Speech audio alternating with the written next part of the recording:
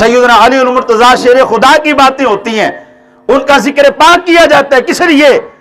उन्होंने जो 2 शहजादे हमें अता फरमाए ना, उन्होंने अपने जाने तो रब की बारगाह में दे दी, लेकिन इस्लाम को हाथ से नहीं जाने दिया। उनका जिक्र खैर इसीलिए किया जाता है, उन पाक हस्तियों को याद इसीलिए किया जाता है कि इन लोगों ने अपना सब कुछ राह खुदा के अंदर कुर्बान किया है। उनको 21 रमजान मुबारक को इसीलिए खराज तासीन पेश किया जाता है कि ये लोग आम नहीं है, बल्कि ये खास लोग हैं कि जिन्होंने कुर्बानियां देकर इस्लाम को परवान चढ़ाया है। तो इसीलिए हजरत सैयदना अली मुर्तज़ा शेर खुदा रज़ी अल्लाह तआला अन्हु, आपका जिक्र पाक भी अगर यहां पर किया जाए तो बाइस बरकत, बाइस रहमत है।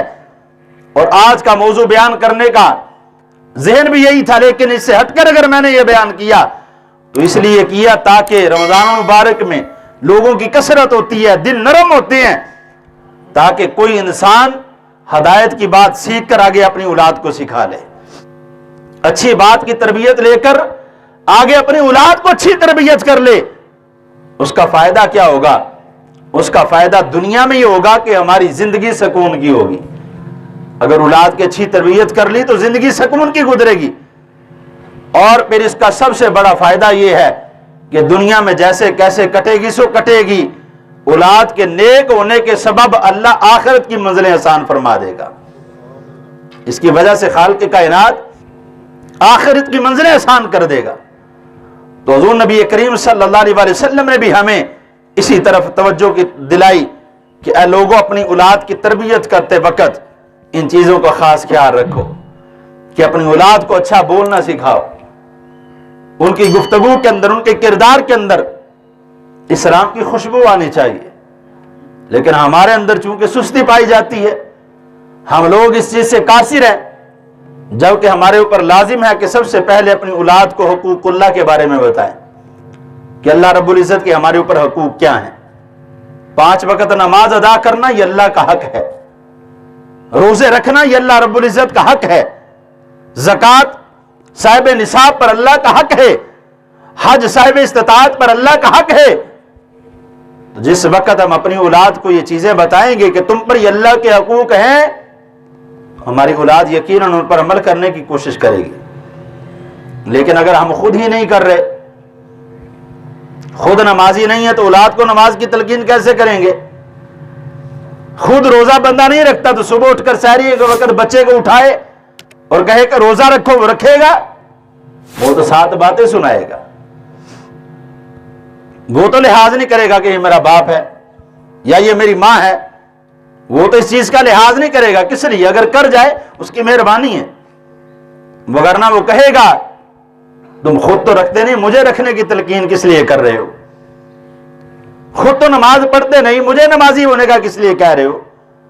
तो हज़रात मोहतरम, इसलिए अपनी औलाद को सबसे पहले अल्लाह के हकूक बताओ। उसके बाद दूसरा हक यह है कि अपनी औलाद को रसूलुल्लाह सल्लल्लाहु अलैहि वसल्लम के हकूक बताओ कि हम पर आका अलैहिस्सलातु वस्सलाम के हकूक क्या हैं। आका अलैहिस्सलातु वस्सलाम के हकूक सबसे पहले यह हैं कि आका अलैहिस्सलातु वस्सलाम की नामूस पर पहरा दिया जाए, हुज़ूर नबी करीम सल्लल्लाहु अलैहि वसल्लम की और रिसालत पर पहरा दिया जाए, नमूस रिसालत के पहरेदार बनकर रहा जाए। और उसके बाद हुज़ूर नबी करीम सल्लल्लाहु अलैहि वसल्लम की सुन्नतों पर अमल किया जाए, आका अलैहिस्सलातु वस्सलाम के बताए हुए तरीके को अपनाया जाए। और फिर उसके बाद आगे हकूकुल इबाद हैं। लेकिन हम क्या करते हैं? डायरेक्ट हकूकुल इबाद पर आ जाते हैं, हकूकुल्लाह, हकूकुर रसूल को छोड़ देते हैं। बहुत से लोग ऐसे भी देखें कि जो हकूकुल इबाद पर जोर देते हैं लेकिन हकूकुल्लाह की तरफ तवज्जो नहीं करते, नमाज पढ़ते नहीं है और सारा दिन हकूकुल इबाद की बात करते हैं। गो के यहां पर यह जुमला आम है, आम तौर पर बोला जाता है कि अल्लाह रब्बुल इज्जत अपने हकूक माफ कर देगा लेकिन इंसानों के हकूक माफ नहीं करेगा।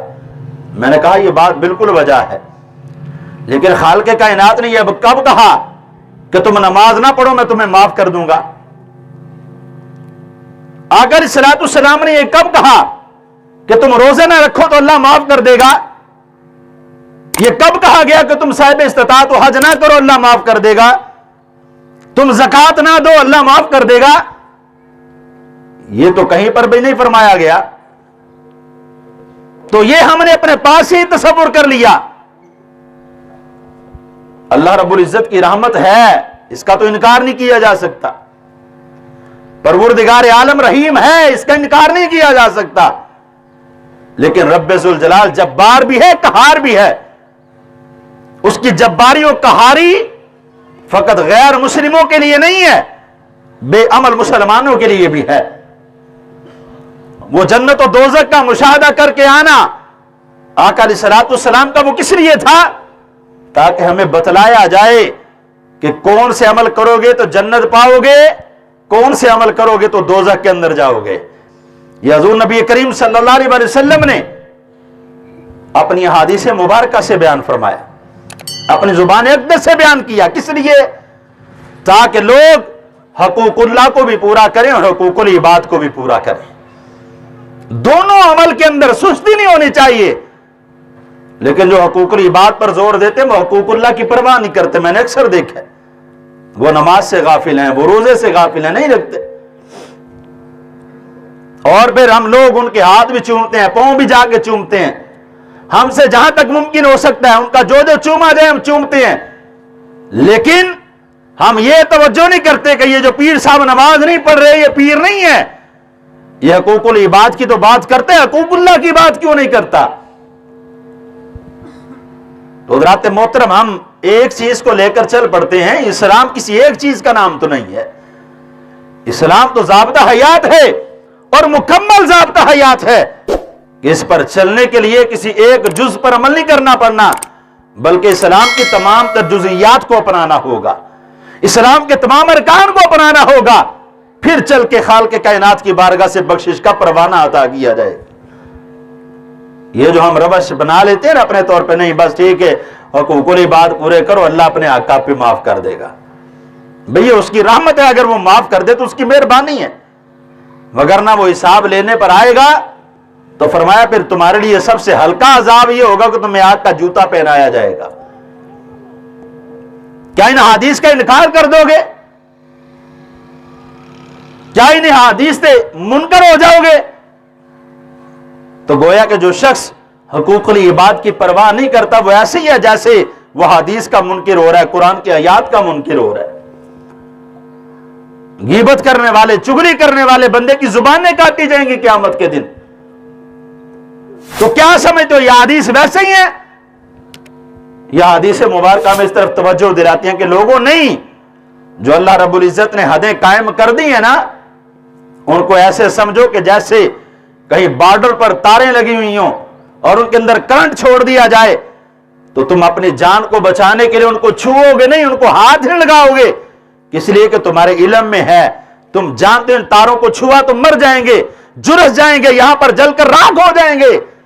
तो जब अल्लाह रब्बुल इज्जत की हदूद को तोड़ने लगो तो ये समझ लेना ये जो हदें हम तोड़ रहे हैं ना, ये ऐसे ही है जैसे दोज़ख की आग को छूने के मानिंद है कि जैसे हमने इस हद को तोड़ा, इस हद के आगे दोज़ख मौजूद है, इस हद को क्रॉस किया, इसके आगे दोज़ख की आग मौजूद है, और इस हद से इधर इधर रहे तो अल्लाह रब्बुल इज्जत जन्नत के बाग अता फरमा देगा। तो हज़रात मोहतरम, इसलिए हमें तमाम तर चीजों पर गौर व फिक्र करना होगा।